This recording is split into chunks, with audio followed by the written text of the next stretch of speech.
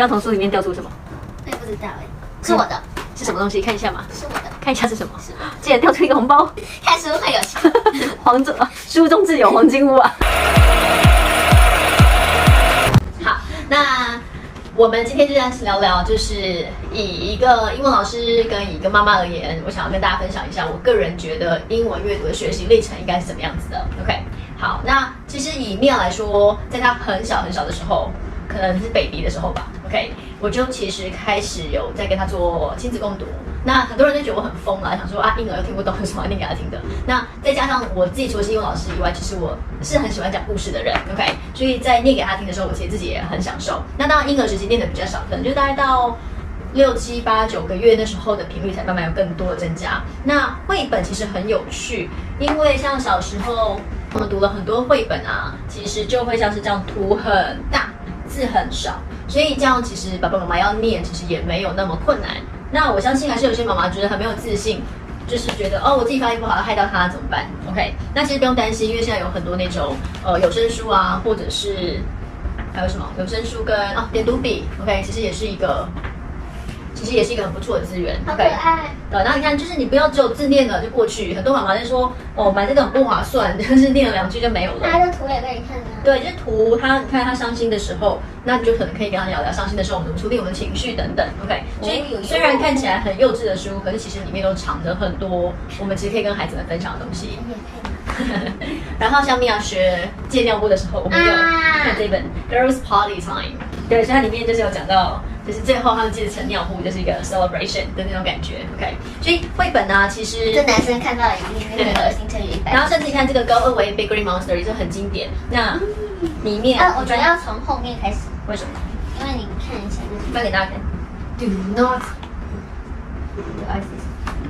所以你看，因为他就是很害怕 monster， 所以就会说 Big Green Monster has 2 big yellow eyes。然后他就是先开始慢慢的描述说 A big green nose 等等等，然后到最后就是开始 Go away nose go away eyes， 然后到最后那些 monster 就整个被他 go away 掉了。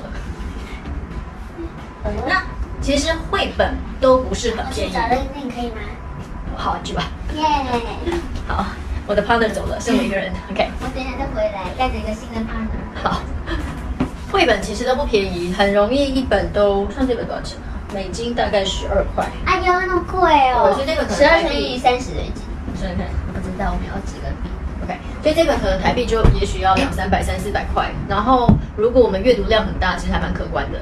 所以小时候我们其实在图书馆借绘本的比例比较高，不然这样买下去不是办法。OK， 第二步骤其实很重要。可是其实Mia小时候也是跳过这个步骤。第二步骤其实叫做 phonological awareness， 音韵觉识。所谓的音韵觉识啊，也其实是我去念硕班之后才学到的一个概念。所以我其实觉得我当英文老师一直在 level up 的感觉，就是在不同的硕班啊，从以前的教学经验到现在硕班到现在博班，觉得一直好像在吸收不同的东西，所以我自己还蛮喜欢这种感觉。那好，我们回到音韵觉识。音韵觉识跟 phonics 的区别是，像Mia以前就直接学 phonics 自然发音。自然发音的概念是你看到字，你要知道它发什么声音，这是第一步骤。字知道声音，下一件事情你要把那些声音串起来。OK， 所以其实它要有很多步骤的工作在做，但是孩子们又要认那个字念 b， 然后它的发音念 b， 然后又要发 b at bat， 它其实一次要处理很多讯息，更不要说那时候有些孩子可能其实是在学注音的，就会对他们来说有点太多讯息了。所以Mia，你那时候学 phonics 的时候感觉怎么样？看一下镜头，就大概这种感觉，他觉得超痛苦，对不对？然后常常都拼到很生气，你知道为什么吗？因为我们其实跳过了一个步骤。原来是你害的。也不是这样子讲啦，以前我们就是书读的少嘛，书读的多才会知道多一点事。所以音韵觉识的概念就是在于我们在认识字还没有认字之前，先去玩那些声音。所以假设，我们来示范一下。假设我说 C，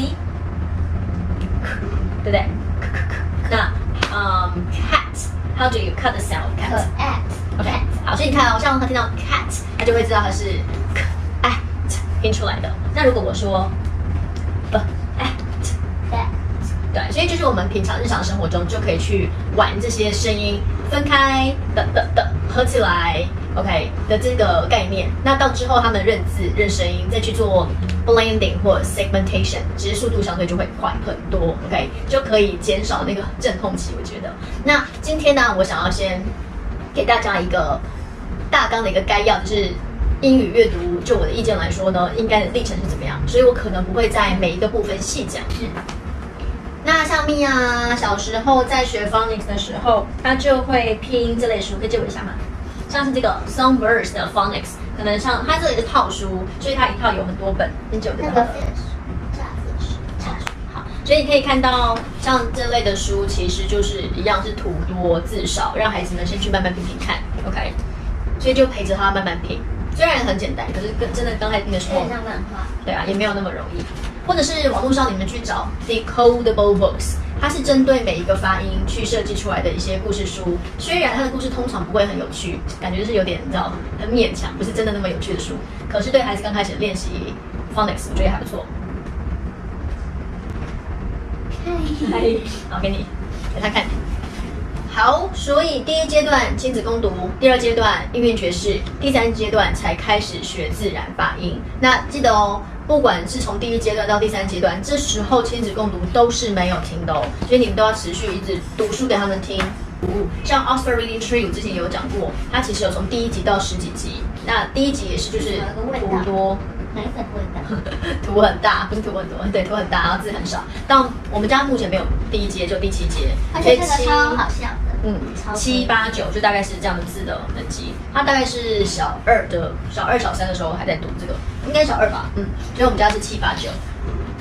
这种分级读物，而且是套书的一个很大的好处是在于，它是螺旋式的学习，所以它里面的一些概念其实是重复的。所以假设他每次要出任务的时候，你还记得讲什么吗？他只要出任务的时候，他就会说什么？那个。Magic key。对，然后他就说。对，看他就还记得，他已经超久没看这本书，他就是知道只要出任务的时候，the key began to glow。OK， 因为就看了几十本，就是每次出任务，他这句话就一直出现。So， 这种螺旋式的套书就很适合亲子共读，或者是让孩子学 phonics 的时候，让他去拼拼看。此外，米娅还有学的是这套 Step into Reading 3。事实上，他那时候读这套也是读得很辛苦因为我那时候也真的没有太多分级读物的概念，所以就觉得这套好像还不错，然后就选了。OK。有些还算 OK， 有些他其实读的还蛮辛苦的，所以现在回想起来，其实他那时候刚开始从第2阶其实是比较适合他的程度的。那像这种套书，它就是有1、2、3、4，我不确定，但我知道它至少4套，然后每一套都有20、30本 ，OK， 所以就超级够我们慢慢看。我很懒所以我很爱买套书，因为想说一本书很快看完了，然后又要很快找下一本。套书就是量用多又螺旋式。是在那张画吧？不算。OK， 所以套书对我来说其实是很方便的选择，所以我们今天目前介绍这 Oxford Reading Tree 跟 Step into Reading 就够你们可以玩个至少1年到2年了，慢慢看，不用急，不用想说设定说我要到几岁就要多厉害。如果我们可以在学龄前开始建立这些习惯，然后小1、小2把这些书有一个一定的读书习惯，真的他们到后面进步超快，就从他身上我就是觉得真的进步的。我还蛮惊讶的，而且不是只有他我手上的学生按照这个节奏在走，真的是在1年到2年之内，就会觉得他超越你，是还没有，可是真的就是有个孩子是从一开始这样拼出来的，可是每天读我也是要求他每天读，过了1年，他已经可以有还不错的读书的速度，然后没有办法100%，可是他已经可以80%左右跟我全英对话，因为他从书里面偷了很多句子出来用 ，OK， 所以你真的可以看到这个每天30分钟的神奇效果。好，这一套看完之后，我们接的是这套 ，OK， 有点接到桥梁书了，所以字变很多。当时我是念给他听的，刚开始 ，OK， 我就开始念这套也好笑。好笑到他看完这一套之后 ，My Word School 看完之后怎样？他就开始有点我回不来了，他有点回不去了，因为这太好笑。然后后来再找给他看的时候，他就开始好无聊因为这套太好笑了。可是优点是他至少总共出了4季，每一季有大概20本，所以至少我们也撑了80本在这个上面。这个看完之后，我们就开始找各式各样这个厚度的桥梁书，所以他应该。他应该也看了上百本吧 ，OK， 没有数过啦。可是因为到后来看这种书，原本觉得这一本书看1个月看得完，我也觉得无所谓，就后来发现他竟然2个礼拜刚开始第一本就看完了 ，OK。所以有些是陪他读，有些是他自己读，反正刚开始孩子的程度还没有稳定之前，都不要轻易的放弃共读，让他觉得是有安全感，有被鹰架支持着的感觉 ，OK。好，那这个也算是他的里程碑，因为看了很多这个厚度的书之后，我就开始慢慢的管它进入到厚书。其实难度并没有差异太大，因为我们现在都有分级制的一些测量方式，所以其实以 Lexile 值并没有差异太大。可是越厚很多就很吓人哦。Lexile 值好，简单讲一下，就是它就是难度，对，来分数的难度，所以它可能从 B2 Beginners 到可能500-600，也许是美国小学的3-4年级左右，网络上有这种 Lexile 的分级制度 ，OK， 所以你可以看一下。那有兴趣的话，我之后也可以再细讲。好，所以就慢慢从小两书，又慢慢的进到厚书 ，OK。那这样的一个进程，以他来说，亲子共读我们大概就从他，我们算1岁好了，1岁至少做到小2吧，就是捏大腿、打哈欠、流眼泪撑完的，对。但是他就很你捏大腿都不是捏你的吧？会捏爸爸的，没有了。这样就是真的，有时候真的好困，然后眼泪一直流，但就是撑着把它读完 ，OK。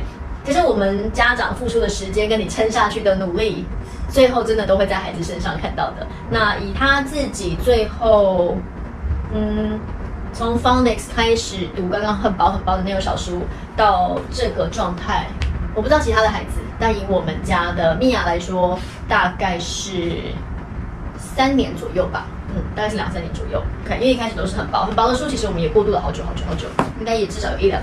OK， 所以从后面的这个到这个，应该是2年左右， 2年而已，2年，大概是2年左右。OK， 所以其实我们就是按照着亲子共读、不要停、音乐爵士陪孩子玩英文的声音。Phonics 自然发音开始去学拼读，然后从简单的书开始，现在有这些分级读物的书，慢慢增加难度，然后养成阅读的习惯。OK， 这些建立起来，他们的读书能力真的会很惊人。OK， 今天的4个历程就是推荐给大家。OK， 那谢谢米娅，还有刚刚偷吃我龟背鱼的兔兔，谢谢你们今天，拜拜，下次见。